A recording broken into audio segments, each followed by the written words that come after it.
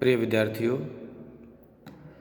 BA first के प्रथम semester में शारीरिक शिक्षा विषय के तौर पर आप पढ़ रहे हैं और आज का हमारा विषय है आधुनिक ओलंपिक खेलों का पुनर्जन्म और उसकी विकास कैसे हुआ। जैसा कि आप सबको पहले से मालूम है कि प्राचीन ओलंपिक खेल यूनान की ओलंपिया घाटी में आयोजित किए जाते थे। लगभग 1200 सालों तक ये खेल आयोजित किए गए और इन खेलों को रोमन राजा थियोडोसिस ने 394 ईसा के बाद बंद कर दिया था और लगभग अगले 1500 सालों तक ये खेल आयोजित नहीं किए जा सके। इतिहास में एक यादगार बनकर रहे, लेकिन समय समय पर ग्रीक के लोगों को उनकी ये विरासत याद आती थी और वो चाहते थे कि इन खेलों को दोबारा शुरू किया जाए। इन खेलों को शुरू करने के लिए एक प्रबल आवाज़ 19वीं सदी के तीसरे दशक में एक ग्रीक व्यवसायी जो रोमानिया में रहता था, इवाजिलियस जैपस ने प्रबल रूप से उठाई थी।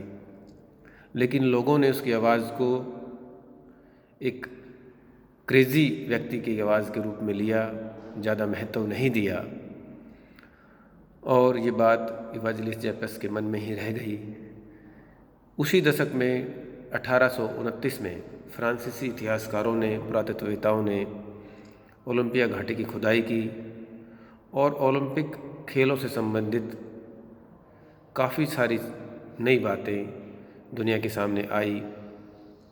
इसी प्रकार 1875 में जर्मन पुरातत्ववेताओं ने ओलंपिया घाटी को दोबारा खुदाई की और उस वक्त भी और बेहतरीन बातें नए रूप में संसार के सामने आई। फ्रेंच नोबलमैन, भाषाविद और समाजशास्त्री बैरन पियर डे ला कुबर्टीन ये सोचकर बेहद रोमांचित था कि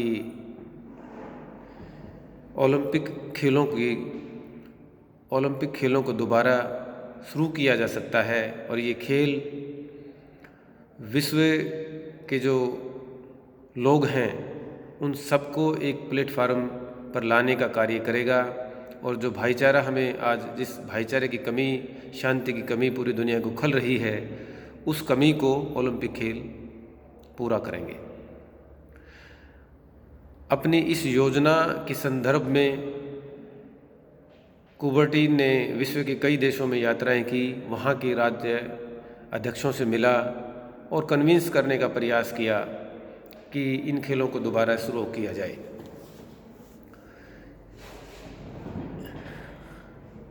दुनिया जब शांति की कमी से जूझ रही थी, हर रोज़ ये खबरें बार बार सामने आ रही थी कि साम्राज्यवाद की नीति हावी थी, एक देश दूसरे देश पर आक्रमण कर रहा था, लड़ाइयाँ लगभग हर रोज़ होती थी।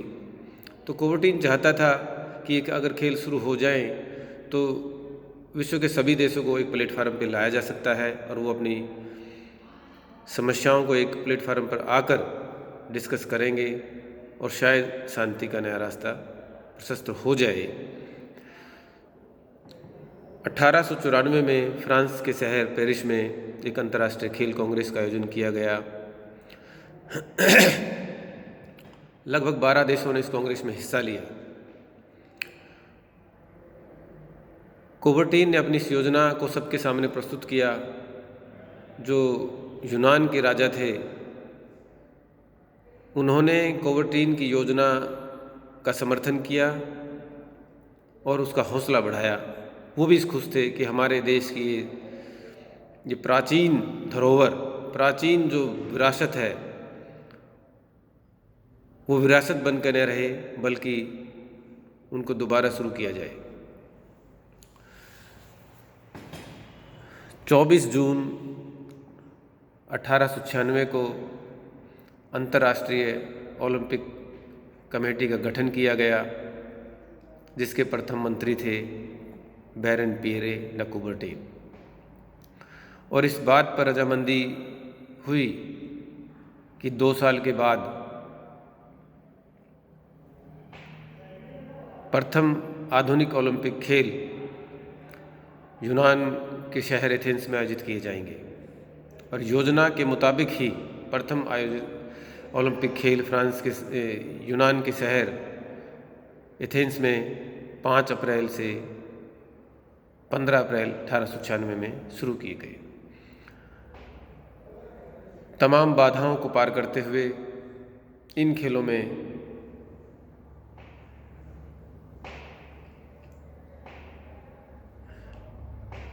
12 देशों ने भाग लिया। लगभग 9 खेल इसमें शामिल किए गए। कुबरटेन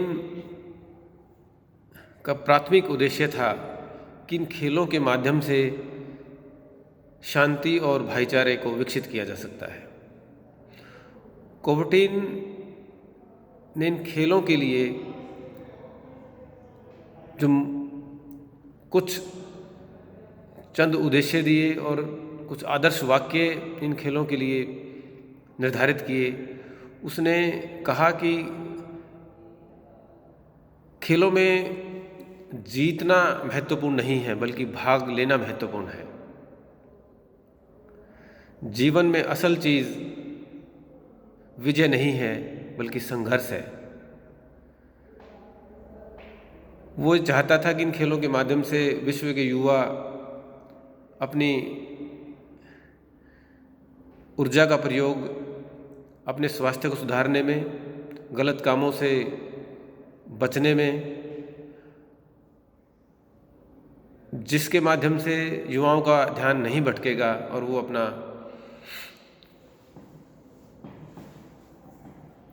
विकास कर सकेंगे। जैसे जैसे ओलंपिक आंदोलन बढ़ता गया, खेलों की संख्या भी बढ़ती गई और खिलाड़ियों की संख्या भी बढ़ती गई। आज लगभग 125 वर्ष पूरे हो चुके हैं ओलंपिक खेलों को, और अब ओलंपिक खेलों में भाग लेने वाले देशों की संख्या 200 पार कर चुकी है और खिलाड़ी लगभग 10,000 की संख्या को पार कर चुके हैं। एक बहुत बड़ा आयोजन ओलंपिक खेलों के रूप में आयोजित किया जाता है, लेकिन इस दौरान, इस विकास के दौर में ओलंपिक आंदोलन में समस्याएं भी आती रही। प्रथम विश्व युद्ध के कारण 1916 में खेल आयोजित नहीं किए जा सके। इसी प्रकार 1940 में और 44 में द्वितीय विश्व युद्ध के कारण भी गेम आयोजित नहीं हुए। 1972 में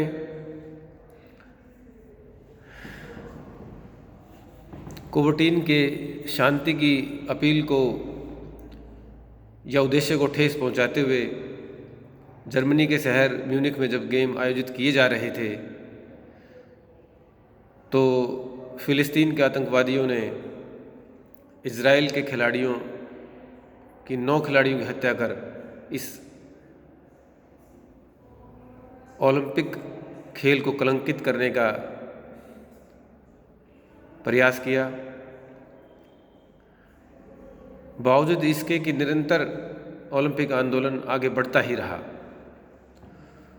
1913 में कुबरटेन ने ओलंपिक खेलों के लिए एक झंडे की शुरुआत की। यह झंडा मिल्की वाइट कलर का था, जिस पर ओलंपिक प्रतीक के तौर पर 4 ओलंपिक प्रतीक के तौर पर 5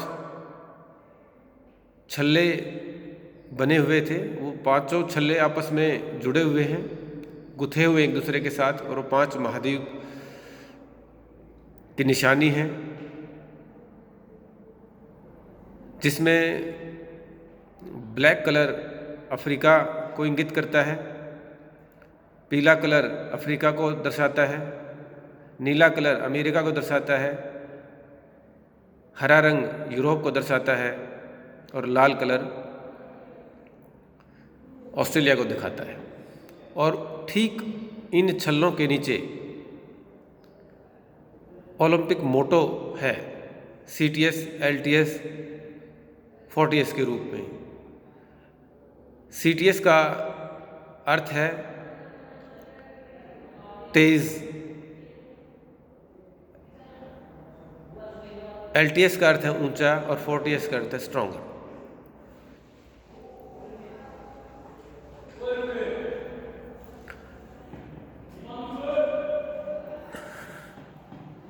ये तीनों CTS, LTS, 40S जो ओलंपिक मोटो को दर्शाते हैं, ये एथलेटिज्म की ओर इशारा करते हैं, जो ये दिखाता है कि खेलों में तेज़ दौड़ना, ऊंचा कूदना और ताकत के साथ फेंकने की योग्यता की ओर इशारा करता है।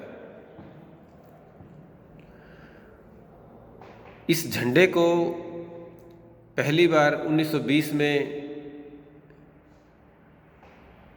फहराया गया। उस वक्त ये खेल बेल्जियम के शहर एंटवर्प में आयोजित किए गए थे। 1928 में ओलंपिक मशाल की शुरुआत की गई। हॉलैंड के शहर एम्स्टर्डम में आयोजित किए गए इन खेलों में पहली बार मशाल को स्टेडियम के बाहर गेट पर लगाया गया। 1932 में भी ये कहानी दोहराई गई और 1936 में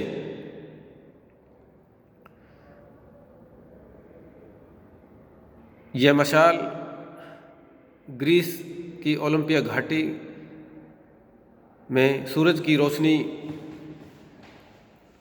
से जलाई गई और एक टॉर्च रिले के रूप में बर्लिन लाई गई और इन खेलों को इस मशाल से प्रज्वलित किया गया।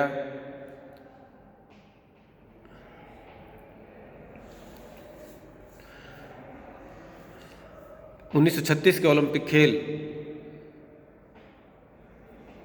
मशाल के साथ साथ दो महत्वपूर्ण खिलाड़ियों की यादगार प्रदर्शन के कारण भी याद किया जाता है, जिनमें से एक खिलाड़ी हॉकी के जादूगर, भारत के महान हॉकी खिलाड़ी मेजर ध्यानचंद जी हैं, जिन्होंने अपने हॉकी कला के माध्यम से पूरे विश्व को स्तब्ध कर दिया था। मेजर ध्यानचंद जी को इन खेलों में जर्मनी की तरफ से, उनके चांसलर की तरफ से जर्मनी की ओर से खेलने का प्रस्ताव भी मिला, लेकिन मेजर ध्यानचंद बगैर किसी लोभ और आकर्षण में आते हुए एक देशभक्त खिलाड़ी के तौर पर इस प्रस्ताव को ठुकराते हुए हमेशा भारत के लिए ही खेलने का प्रण लिए हुए थे। दूसरे खिलाड़ी अमेरिका के JC ओवंस, जिन्होंने 4 ओलंपिक गोल्ड जीते थे, 100 मीटर में, 200 मीटर में, लॉन्ग जंप में और 100 गुना 100 मीटर रिले रेस में। इन दो खिलाड़ियों का प्रदर्शन हमेशा याद रखा गया है और आगे भी याद रखा जाएगा। 1936 के ओलंपिक खेलों में 1940 और 44 में ओलंपिक खेल नहीं आयोजित किए जा सके द्वितीय विश्व युद्ध के कारण। इन खेलों को आयोजित करने के लिए एक संस्था है, अंतर्राष्ट्रीय ओलंपिक परिषद, जिसको हम IOC बोलते हैं। IOC का जो एग्जीक्यूटिव बॉडी है, उसमें एक प्रेसिडेंट होता है जिसका चुनाव 8 साल के लिए होता है, एक महासचिव होता है, 4 उपाध्यक्ष होते हैं और 5 मेंबर होते हैं। ये ऑफिस बीरर वो सभी ज़रूरी काम करते हैं जिससे ओलंपिक आंदोलन को आगे बढ़ाने में मदद मिलती है।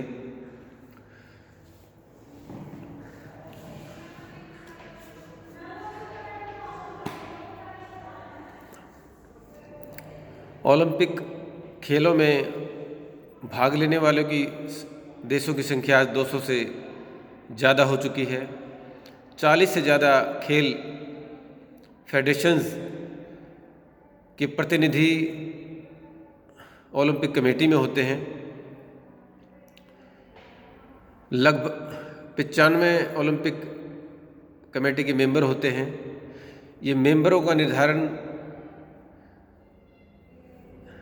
इस बात पर निर्भर करता है कि उनका योगदान कैसा है। जिन देशों में ओलंपिक खेल आयोजित किए गए हैं उन देशों की तरफ से 2 मेंबर प्रतिनिधि होते हैं।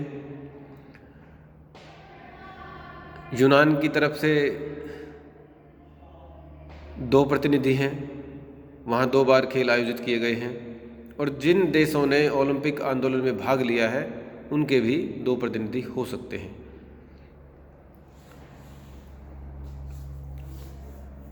इस प्रकार ये ओलंपिक कमेटी ओलंपिक खेल आयोजित करने के लिए जो तमाम औपचारिकताएं हैं, तमाम उद्देश्य हैं, उनका पूर्ण करने का प्रयास करती है, उनकी देखरेख करती है। ओलंपिक खेल हमेशा शहर को दिए जाते हैं, देश को नहीं दिए जाते। उस शहर का महापौर या गवर्नर इन खेलों को आयोजित करने के लिए इंचार्ज के तौर पर नियुक्त किया जाता है। ओलंपिक खेलों में जब इन खेलों का उद्घाटन होता है तो जो देश पिछले ओलंपिक में मेडल टैली में प्रथम, द्वितीय और तृतीय स्थान पर रहे हैं उन देशों के राष्ट्रीय अध्यक्ष स्वागत मंच पर बैठते हैं। ओलंपिक कमेटी के प्रेसिडेंट इन देशों के राष्ट्रीय अध्यक्षों का सम्मान करते हैं। ओलंपिक कमेटी के अध्यक्ष मेज़बान देश के राष्ट्रीय अध्यक्ष का भी सम्मान करते हैं और मेज़बान देश के राष्ट्रीय अध्यक्ष के स्वागत मंच पर पहुंचने के साथ ही उस देश का राष्ट्रगान बजाया जाता है। उसके बाद ओलंपिक खेलों का गान बजाया जाता है और ओलंपिक गान के ख़त्म अंतिम पंक्ति से पहले मेज़बान देश के किसी प्रतिष्ठित खिलाड़ी के द्वारा ओलंपिक ज्योति ओलंपिक मशाल से प्रज्वलित की जाती है।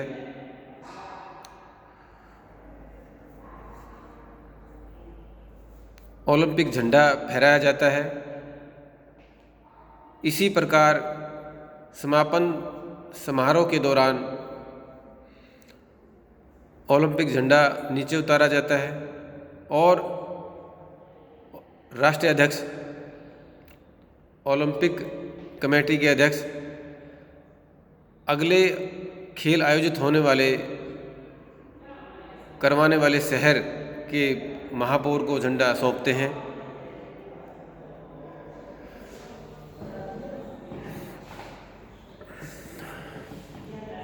इस प्रकार ओलंपिक खेल धीरे धीरे अपना सफ़र पूरा करते हुए आज 2021 तक पहुंच गए हैं। वर्तमान में इन खेलों को आयोजित करने की जिम्मेदारी जापान के शहर टोक्यो को दी गई है। इन खेलों को 2020 में आयोजित किया जाना था, लेकिन कोविड-19 महामारी के कारण इन खेलों को इस साल जुलाई में आयोजित किया जाएगा।